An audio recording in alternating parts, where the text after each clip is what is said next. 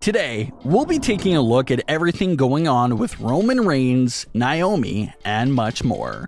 Let's get into Roman Reigns' story because he now once again has 5 active storylines revolving around him. Roman opens up the show and talks about how he has WWE management losing their minds because they're running out of ideas for #1 contenders for the Universal title. He brags about how he's beat them all, calls Brock Lesnar the biggest loser from his list of victims, and laughs at the idea of there being a battle royal to determine his next contender. He dismissed the idea of the match and suggested for WWE to pick 3 winners from the match, and he'll still beat them all. So now, let's get into the active stories around Roman Reigns. First off, you have the story of Brock's suspension getting lifted. Paul Heyman was the big instigator here for this sub-story. He was pushing Kayla Braxton to dig deep and get more information on the Brock rumors, and if she couldn't get solid evidence, he'll make sure she'll lose her job. But the weird part here is once again Paul Heyman's intentions. At first glance, sure, it looks like he's working with and for Roman Reigns. But what if Heyman had a hidden motive behind pushing Kayla Braxton to get the Brock Lesnar info? What if Paul Heyman's true motive with Kayla was to use her and motivate her to look into the Brock Lesnar situation and get the suspension lifted for him? That's some pretty deep stuff and a mastermind plan if that truly is in fact what Paul Heyman is doing here. The whole idea of pushing Kayla Braxton to the edge and do the dirty work for him of lifting Brock's suspension seems like a very Paul Heyman sort of plan. And this could be seen as a big payoff for the Paul Heyman and Kayla Braxton story. Remember that Kayla has been harassing Heyman for exclusive info on Brock Lesnar for several months now.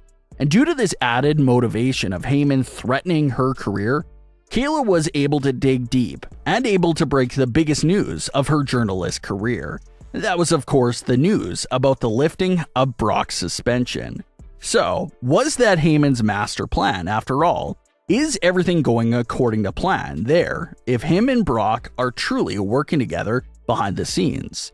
And in the closing moments of SmackDown, right after Kayla's announcement, we see the Bloodline instantly turn to Heyman with fury in their eyes because they're automatically assuming that he could have been one of the main driving forces in getting this suspension lifted. So Paul Heyman is right back where he was a few months ago. He's right back in the hot seat and will have to somehow prove his innocence once again. Second story around Roman Reigns right now, Drew McIntyre. We saw a moment backstage where Drew was looking at the list of names for the Battle Royal, and out of all people, he didn't make the cut. A former 2-time WWE champion that has been one of WWE's biggest superstars over the last few years couldn't get a spot in a huge Battle Royal match. Highly suspicious. Sort of makes you wonder if that was done on purpose and was a request from Roman Reigns and Paul Heyman. Drew McIntyre is no doubt one of the biggest threats to Roman Reigns' title. So, did Roman flex his power a bit and request that Drew not be included in the Battle Royal? You could make that argument for sure. Drew then came out to the ring when it was time for the battle and was extremely furious to be left out. He entered the ring wielding his actual sword and just started swinging it at everyone out of frustration. Now, here's where logic issues may come into play here. Drew McIntyre is a babyface that was wrongfully screwed out of this opportunity. We get that. But a character coming out with a highly dangerous sword and recklessly swinging it at people should be grounds for a fine or suspension of some sorts. We get that Drew is mad and being left off, but doing something like that shouldn't really go unpunished, so we'll see how that unfolds. The third story is Jeff Hardy. Jeff Hardy versus Roman Reigns is another dream feud that has been talked about for well over a year now, and for a split second on SmackDown, everyone thought we were going to see it. Jeff Hardy pulls off the win in the Battle Royal match, but big twist, Sami Zayn was never eliminated, so he eliminates Hardy and wins. So this was a really big moment that really worked to get fans to boo Sami Zayn.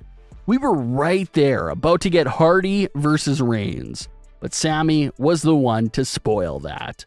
But for Jeff Hardy, what does this big loss do to him? We know Hardy has been talking about ways to introduce his alter ego of Willow to WWE. So, was this a good starting point for that story? Hardy gets screwed out of a big opportunity once again at the very last second.